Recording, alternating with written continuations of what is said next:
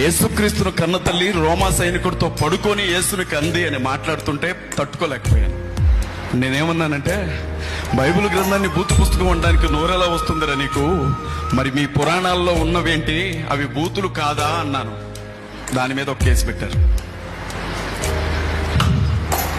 మీరు నమ్మండమ్మా, నరకం ఎలా ఉంటుందో చూపించారు నాకు 7 రోజులు. కటింగ్ వాళ్ళు ఇలా చేశారనుకుంటున్నారా? గుంటలు తవ్వినట్లుగా అక్కడ కొంచెం అక్కడ కొంచెం అక్కడ కొంచెం కట్ చేశారు నన్ను. ఆ జైలు అధికారి ఒక ఆయన ఏమన్నాడు తెలుసా? అందరూ వినాలి.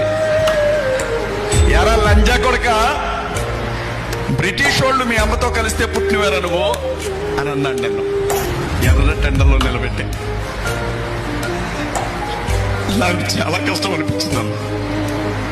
నేను ఎవరింట్లో దొంగతనం చేయలా, నేనెవరి మీద దాడి చేయలా, నేనెవరిని చంపమని పిలుపునివ్వలా, నేనెవరిని కించపరచలా,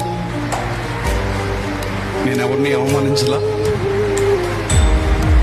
ఉన్నది న్యాయం మాట్లాడినందుకు 7 రోజుల పాటు నా బిడ్డలకు దూరంగా నేను జైల్లో ఉన్నాను. పోలీసు అన్నలకి కృతజ్ఞతలు చెప్తున్నాను. ఎందుకంటే క్రీస్తు విషయమై నింద అనుభవించుట నాకు, శ్రమ అనుభవించుట నాకు మేలాయను. యేసుక్రీస్తును కన్న తల్లి రోమా సైనికుడితో పడుకొని యేసుని కంది అని మాట్లాడుతుంటే తట్టుకోలేకపోయాను. నేనేమన్నానంటే, బైబిల్ గ్రంథాన్ని బూతు పుస్తకం అనడానికి నోరెలా వస్తుందిరా నీకు? మరి మీ పురాణాల్లో ఉన్నవి